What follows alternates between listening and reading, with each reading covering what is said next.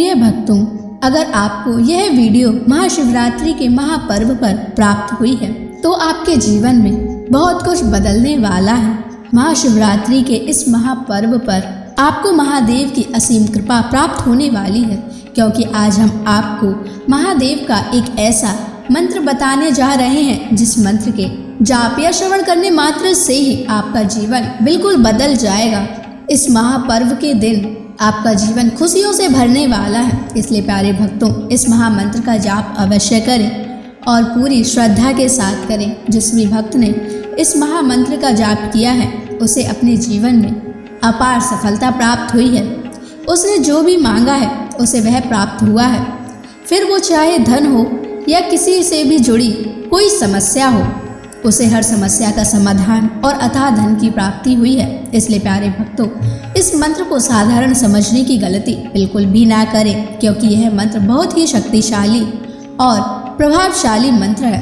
इस मंत्र का जाप या श्रवण करने से ही इस मंत्र का प्रभाव दिखाई देने लगता है। प्रिय भक्तों, जिस भी भक्त ने इस महाशिवरात्रि के महापर्व पर इस मंत्र का जाप किया है उसे महादेव की असीम कृपा भी प्राप्त हुई है। इसलिए प्यारे भक्तों, आप इस मंत्र का जाप करके महादेव की असीम कृपा प्राप्त करें और अपनी मनोकामनाओं को पूरी करें। अगर आप महादेव का आशीर्वाद प्राप्त करना चाहते हैं तो इस वीडियो को लाइक और चैनल को सब्सक्राइब जरूर कर दीजिए और कमेंट बॉक्स में जय भोलेनाथ अवश्य लिख दीजिए। तो चलिए भक्तों, मंत्र का जाप करना प्रारंभ करते हैं।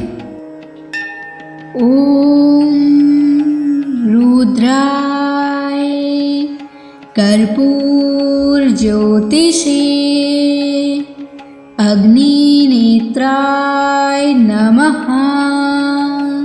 सर्वदुष्ट नाशाय स्वाहा। ओम रुद्राय कर्पूर ज्योतिषे अग्निनेत्राय नमः। सर्वदुष्ट नाशाय स्वाहा। ओम रुद्राय कर्पूर ज्योतिषे अग्निनेत्राय नमः। सर्वदुष्ट नाशाय स्वाहा। ओम रुद्राय कर्पूर ज्योतिषे अग्निनेत्राय नमः। सर्वदुष्ट नाशाय स्वाहा। ओम रुद्राय कर्पूर ज्योतिषे अग्निनेत्राय नमः। सर्वदुष्ट नाशाय स्वाहा।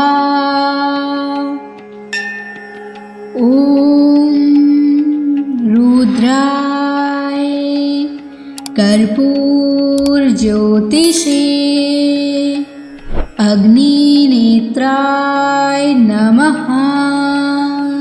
सर्वदुष्ट नाशाय स्वाहा। ओम रुद्राय कर्पूर ज्योतिषे अग्निनेत्राय नमः।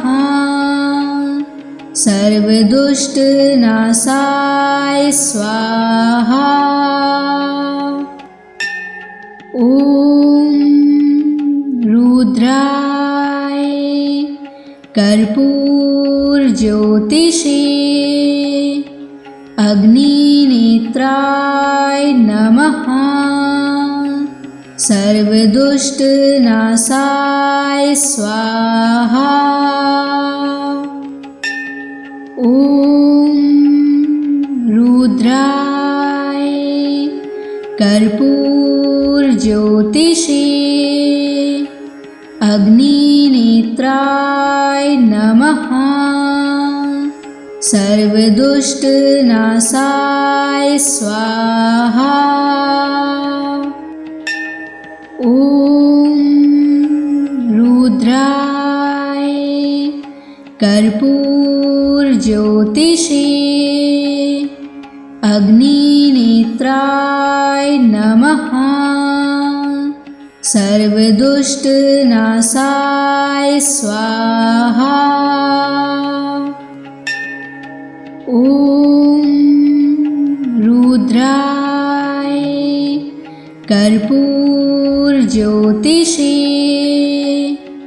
अग्निनेत्राय नमः। सर्वदुष्टनाशाय स्वाहा। ॐ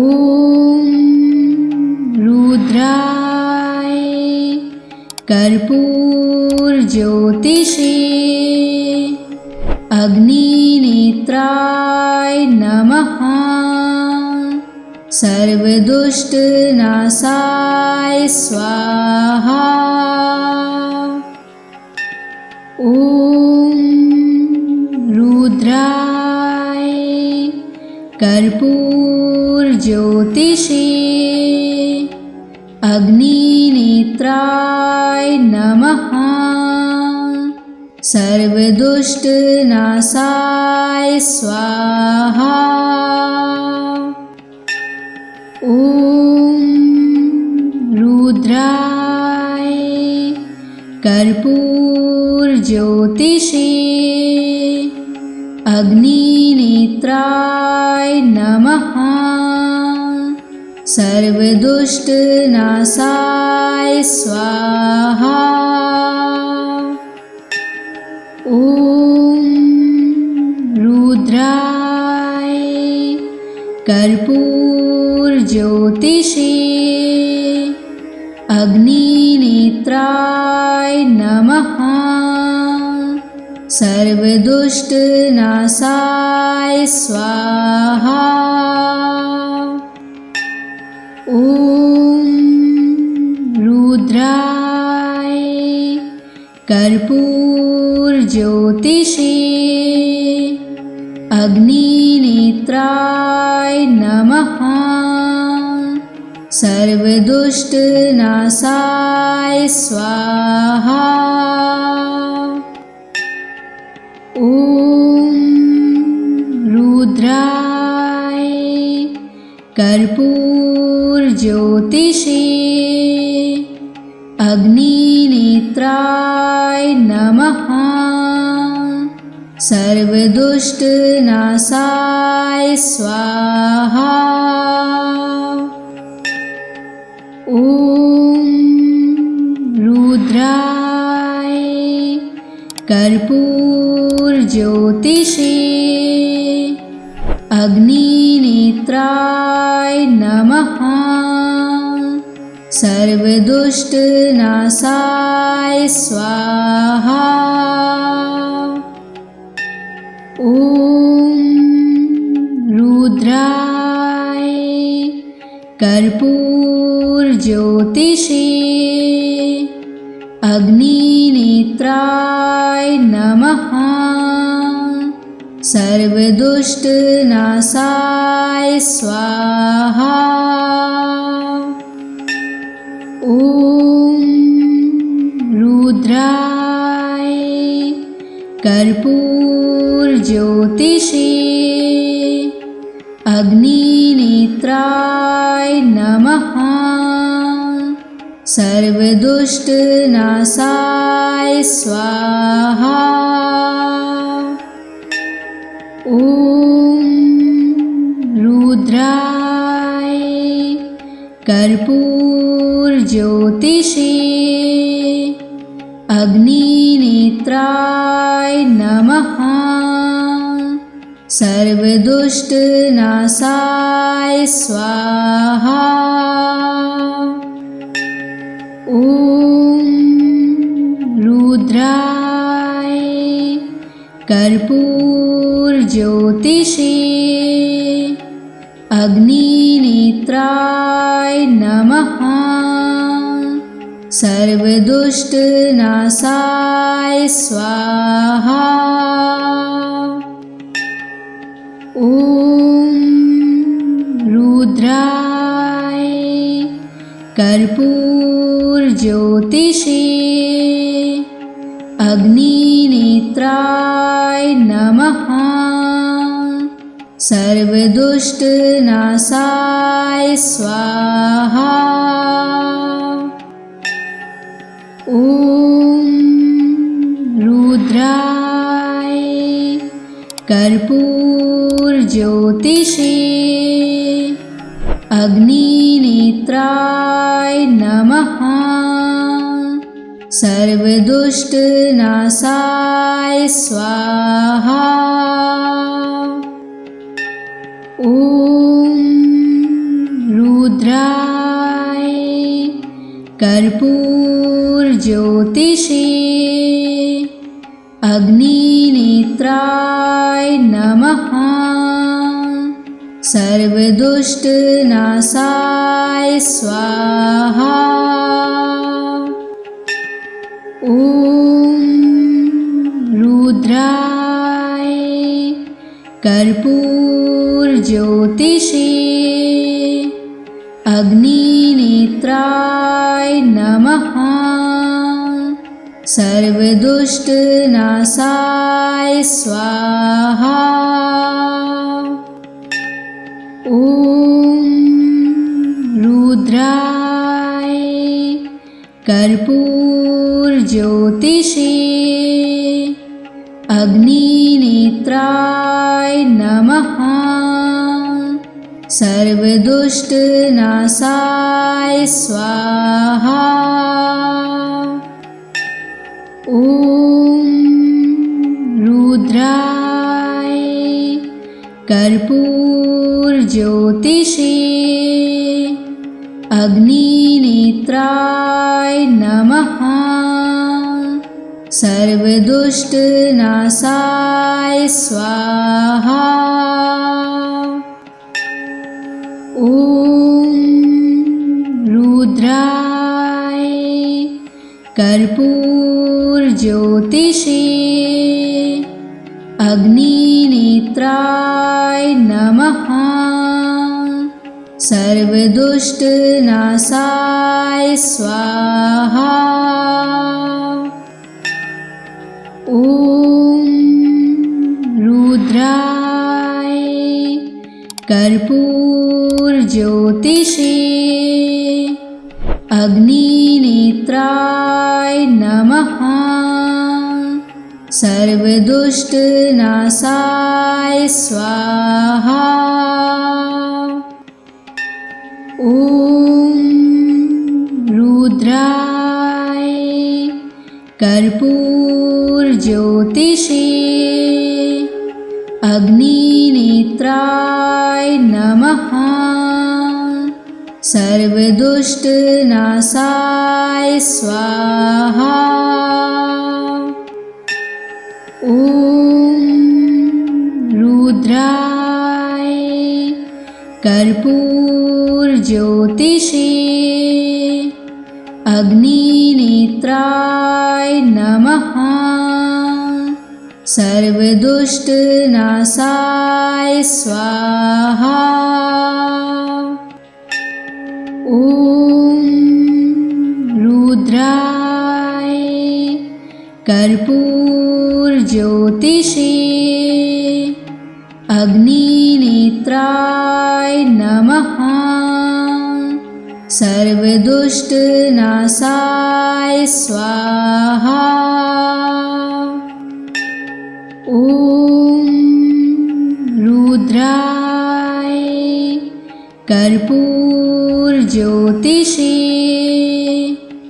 अग्निनेत्राय नमः।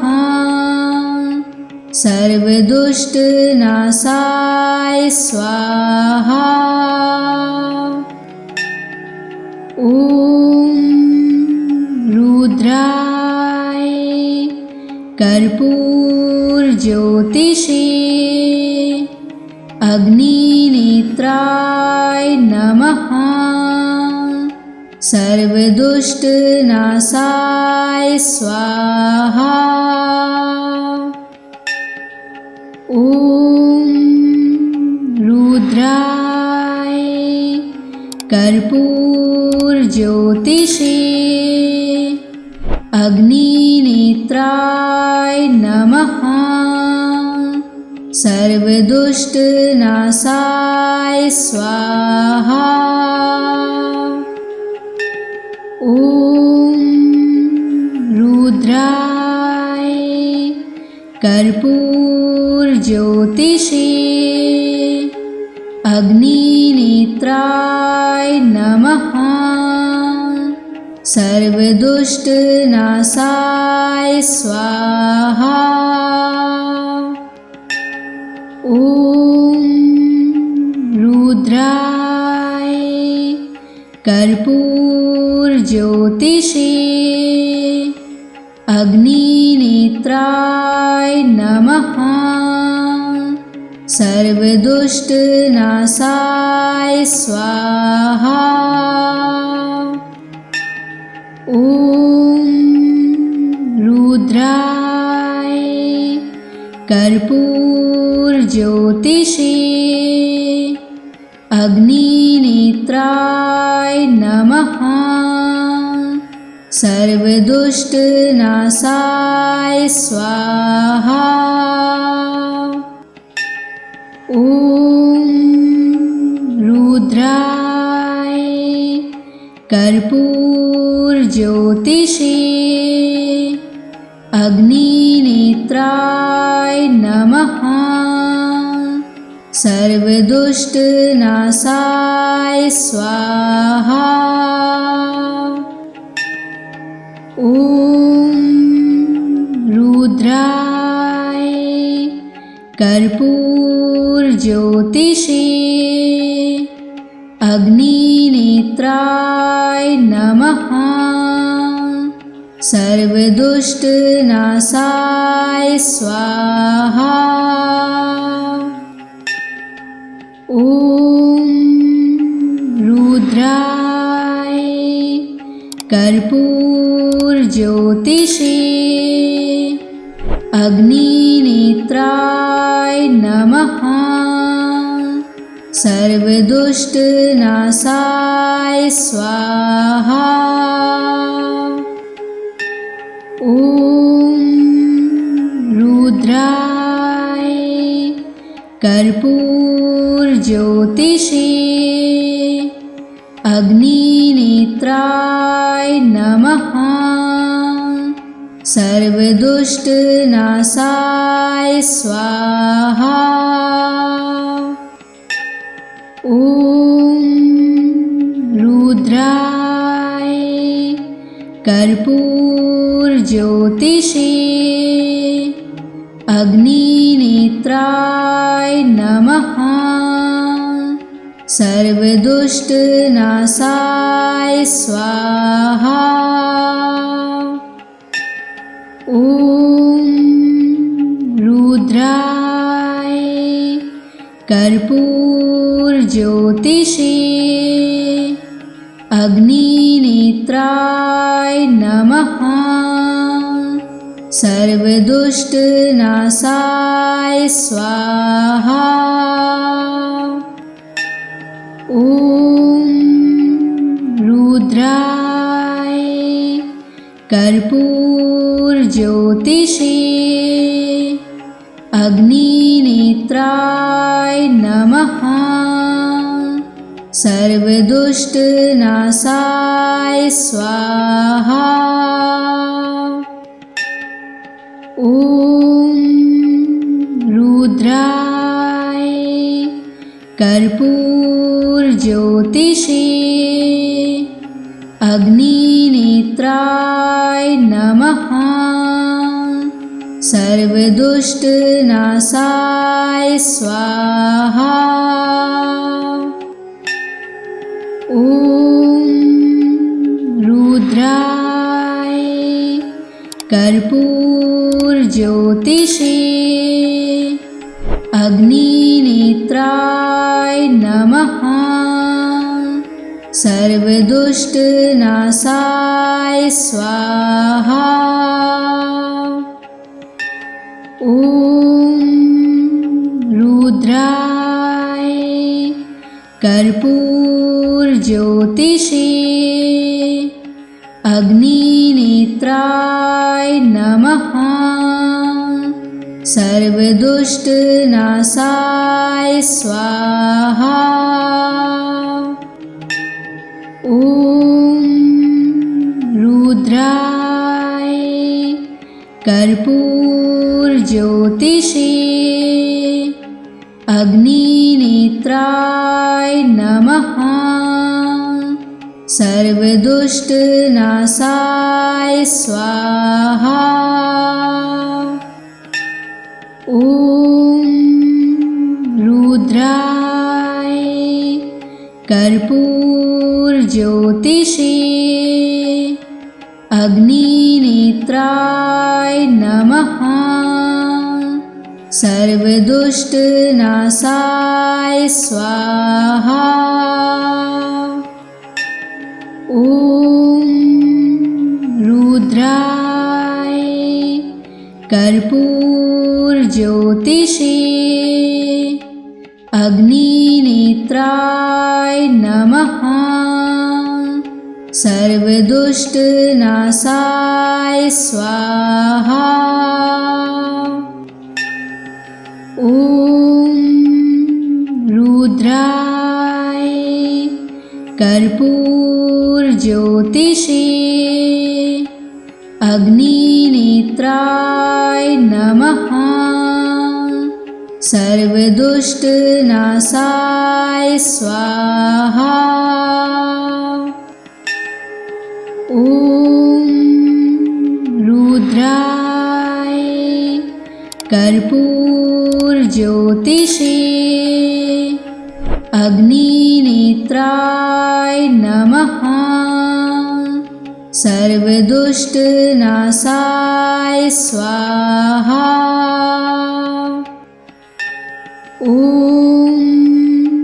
रुद्राय कर्पूरज्योतिषे अग्निनेत्राय नमः। सर्वदुष्टनाशाय स्वाहा। ॐ रुद्राय कर्पूरज्योतिषे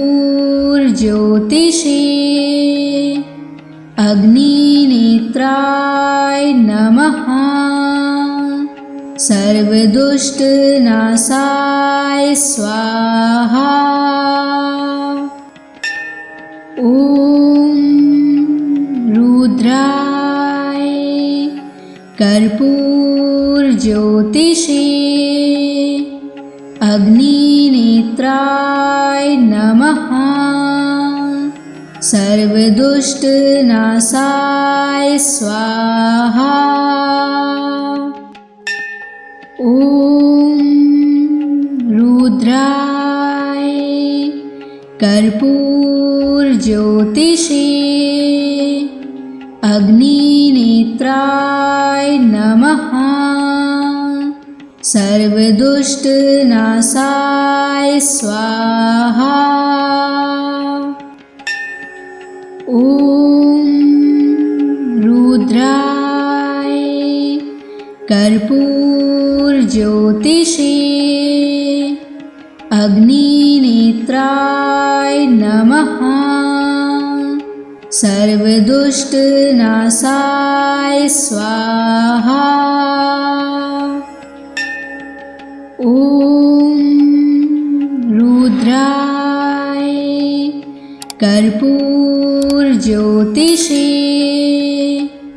अग्निनेत्राय नमः। सर्वदुष्टनाशाय स्वाहा। ॐ रुद्राय कर्पूरज्योतिषे अग्निनेत्राय नमः। सर्वदुष्टनाशाय स्वाहा। ॐ रुद्राय कर्पूरज्योतिषे अग्निनेत्राय नमः। सर्वदुष्टनाशाय स्वाहा। ॐ रुद्राय कर्पूरज्योतिषे अग्निनेत्राय नमः। सर्वदुष्टनाशाय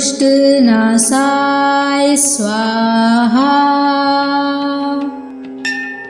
ॐ रुद्राय कर्पूरज्योतिषे अग्निनेत्राय नमः। सर्वदुष्टनाशाय स्वाहा। ॐ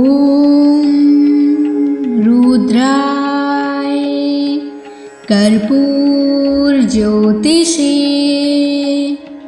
अग्निनेत्राय नमः। सर्वदुष्टनाशाय स्वाहा।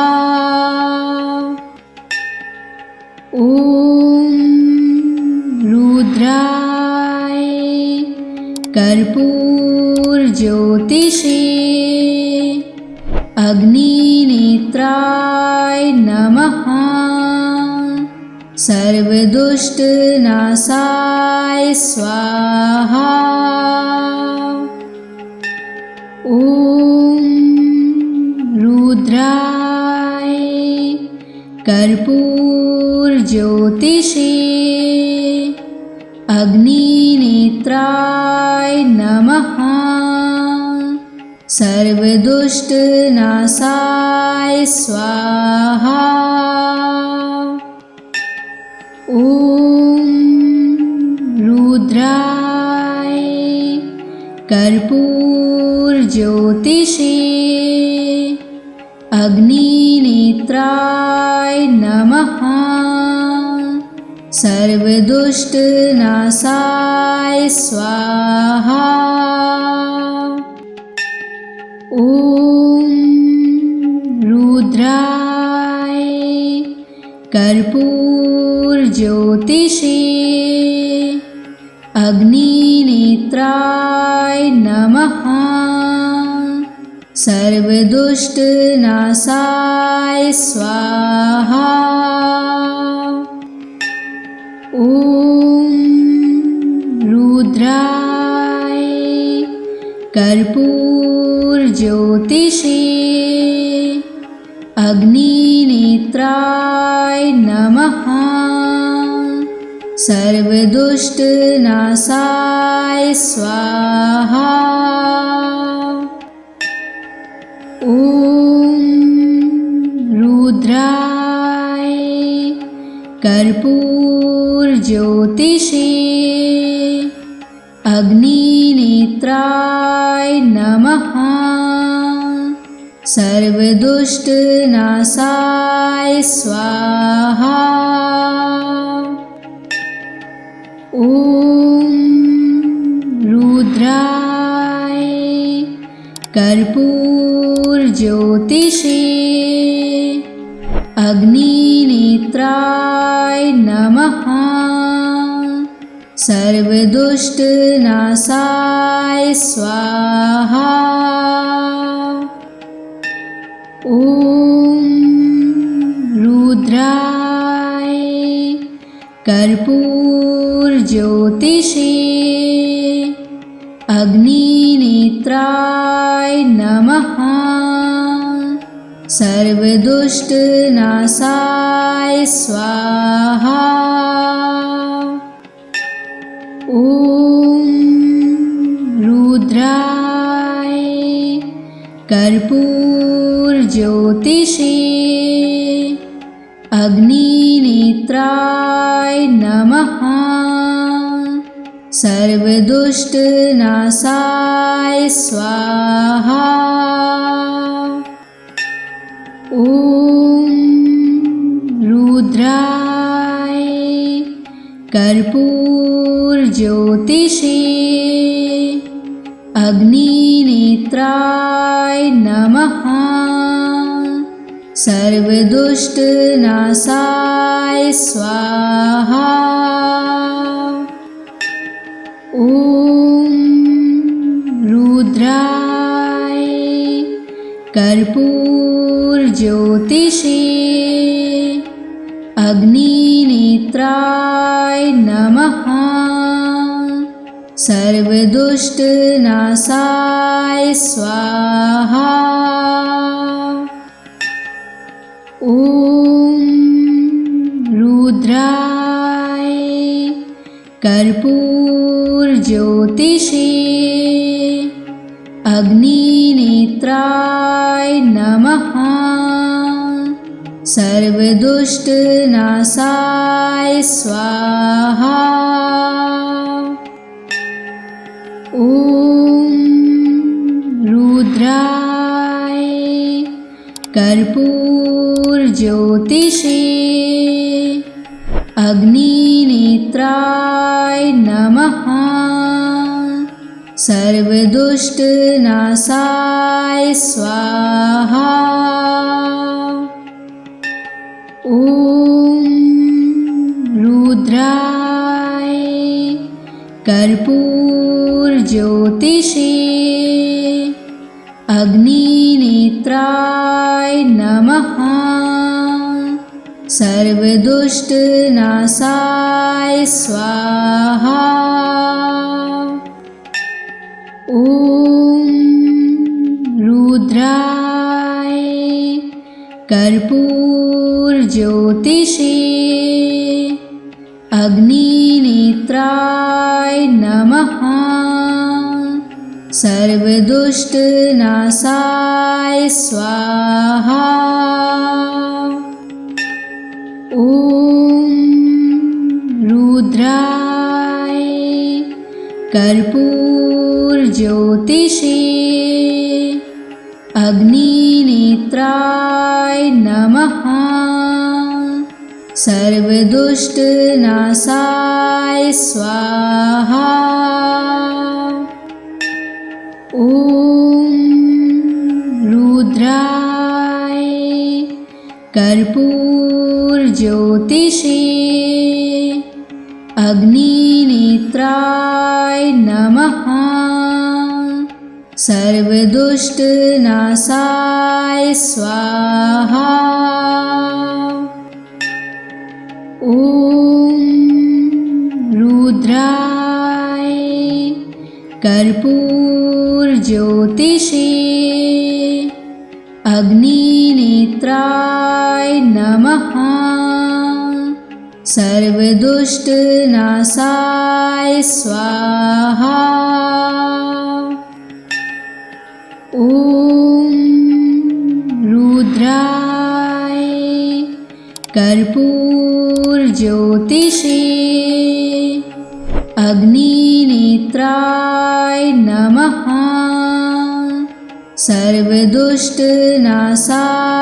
स्वाहा। ॐ रुद्राय कर्पूरज्योतिषे अग्निनेत्राय नमः। सर्वदुष्टनाशाय स्वाहा। ॐ रुद्राय कर्पूरज्योतिषे अग्निनेत्राय नमः। सर्वदुष्टनाशाय स्वाहा। ॐ रुद्राय कर्पूरज्योतिषे अग्निनेत्राय नमः। सर्वदुष्टनाशाय स्वाहा। ॐ रुद्राय कर्पूरज्योतिषे अग्निनेत्राय नमः। सर्वदुष्टनाशाय स्वाहा। ॐ रुद्राय कर्पूरज्योतिषे अग्निनेत्राय नमः। सर्वदुष्टनाशाय स्वाहा। ॐ रुद्राय कर्पूरज्योतिषे अग्निनेत्राय नमः। सर्वदुष्टनाशाय स्वाहा।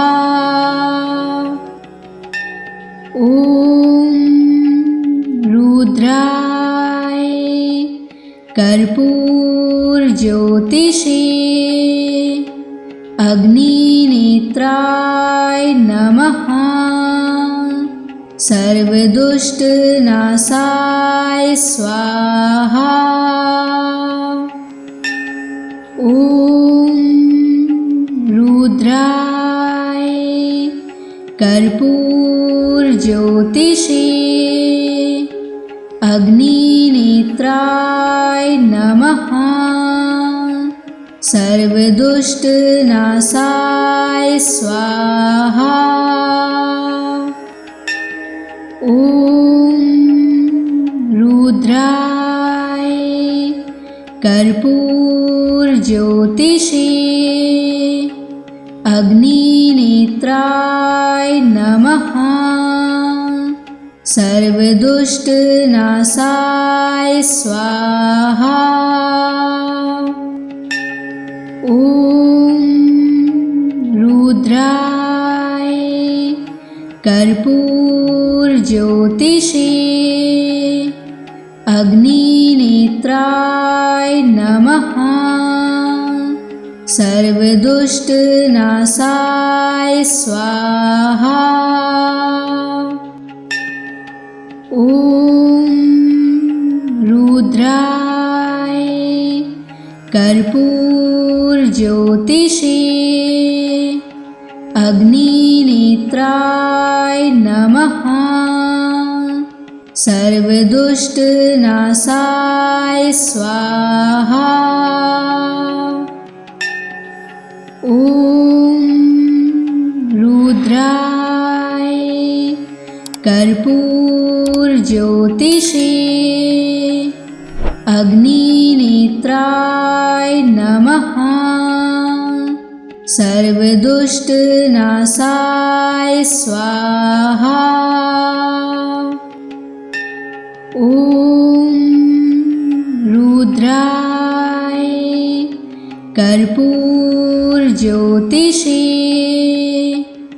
अग्निनेत्राय नमः। सर्वदुष्टनाशाय स्वाहा। ॐ रुद्राय कर्पूरज्योतिषे अग्निनेत्राय नमः। सर्वदुष्टनाशाय स्वाहा। ॐ रुद्राय कर्पूरज्योतिषे अग्निनेत्राय नमः। सर्वदुष्टनाशाय स्वाहा। ॐ रुद्राय कर्पूरज्योतिषे अग्निनेत्राय नमः। सर्वदुष्टनाशाय स्वाहा। ॐ रुद्राय कर्पूरज्योतिषे अग्निनेत्राय नमः। सर्वदुष्टनाशाय स्वाहा। ॐ रुद्राय कर्पूरज्योतिषे अग्निनेत्राय नमः। सर्वदुष्टनाशाय स्वाहा। ॐ रुद्राय कर्पूरज्योतिषे अग्निनेत्राय नमः। सर्वदुष्टनाशाय स्वाहा। ॐ रुद्राय कर्पूरज्योतिषे अग्निनेत्राय नमः। सर्वदुष्टनाशाय स्वाहा। ॐ रुद्राय कर्पूरज्योतिषे अग्निनेत्राय नमः। सर्वदुष्टनाशाय स्वाहा। ॐ रुद्राय कर्पूरज्योतिषे अग्निनेत्राय नमः। सर्वदुष्टनाशाय स्वाहा। ॐ रुद्राय कर्पूरज्योतिषे अग्निनेत्राय नमः। सर्वदुष्टनाशाय स्वाहा। ॐ रुद्राय कर्पूरज्योतिषे अग्निनेत्राय नमः। सर्वदुष्टनाशाय स्वाहा। ॐ रुद्राय कर्पूरज्योतिषे अग्निनेत्राय नमः। सर्वदुष्टनाशाय स्वाहा। ॐ रुद्राय कर्पूरज्योतिषे अग्निनेत्राय नमः। सर्वदुष्टनाशाय स्वाहा। ॐ रुद्राय कर्पूरज्योतिषे अग्निनेत्राय नमः। सर्वदुष्टनाशाय स्वाहा। ॐ रुद्राय कर्पूरज्योतिषे अग्निनेत्राय नमः। सर्वदुष्टनाशाय स्वाहा। ॐ रुद्राय कर्पूरज्योतिषे अग्निनेत्राय नमः। सर्वदुष्टनाशाय स्वाहा। ॐ रुद्राय कर्पूरज्योतिषे अग्निनेत्राय नमः। सर्वदुष्टनाशाय स्वाहा। ॐ रुद्राय कर्पूरज्योतिषे अग्निनेत्राय नमः। सर्वदुष्टनाशाय स्वाहा। ॐ रुद्राय कर्पूरज्योतिषे अग्निनेत्राय नमः। सर्वदुष्टनाशाय स्वाहा। ॐ रुद्राय कर्पूरज्योतिषे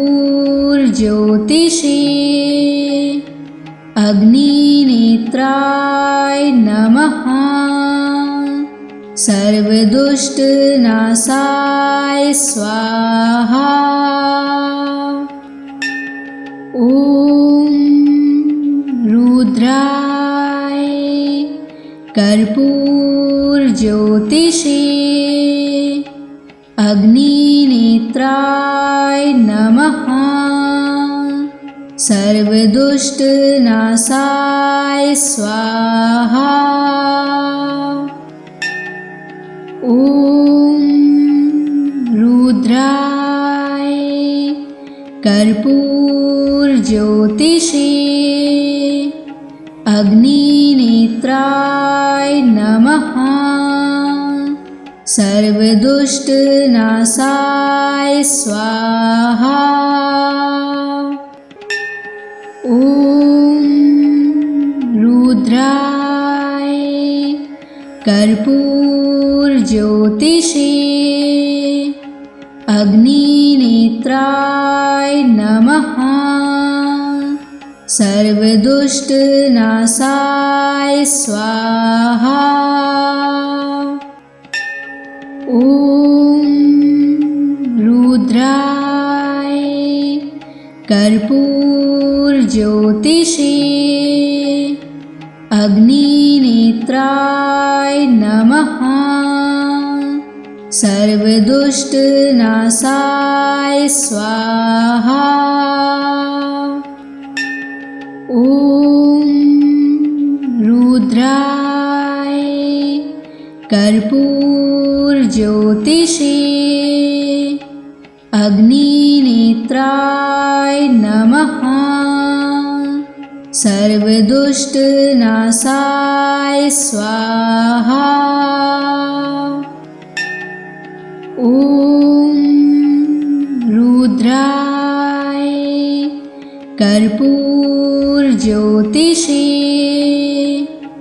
अग्निनेत्राय नमः। सर्वदुष्टनाशाय स्वाहा। ॐ रुद्राय कर्पूरज्योतिषे अग्निनेत्राय नमः। सर्वदुष्टनाशाय स्वाहा। ॐ रुद्राय कर्पूरज्योतिषे अग्निनेत्राय नमः। सर्वदुष्टनाशाय स्वाहा। ॐ रुद्राय कर्पूरज्योतिषे अग्निनेत्राय नमः। सर्वदुष्टनाशाय स्वाहा। ॐ रुद्राय कर्पूरज्योतिषे अग्निनेत्राय नमः। सर्वदुष्टनाशाय स्वाहा। ॐ रुद्राय कर्पूरज्योतिषे अग्निनेत्राय नमः। सर्वदुष्टनाशाय स्वाहा। ॐ रुद्राय कर्पूरज्योतिषे अग्निनेत्राय नमः। सर्वदुष्टनाशाय स्वाहा। ॐ रुद्राय कर्पूरज्योतिषे अग्निनेत्राय नमः। सर्वदुष्टनाशाय स्वाहा। ॐ रुद्राय कर्पूरज्योतिषे अग्निनेत्राय नमः। सर्वदुष्टनाशाय स्वाहा। ॐ रुद्राय कर्पूरज्योतिषे अग्निनेत्राय नमः। सर्वदुष्टनाशाय स्वाहा। ॐ रुद्राय कर्पूरज्योतिषे अग्निनेत्राय नमः। सर्वदुष्टनाशाय स्वाहा। ॐ रुद्राय कर्पूरज्योतिषे अग्निनेत्राय नमः। सर्वदुष्टनाशाय स्वाहा। ॐ रुद्राय कर्पूरज्योतिषे अग्निनेत्राय नमः। सर्वदुष्टनाशाय स्वाहा। ॐ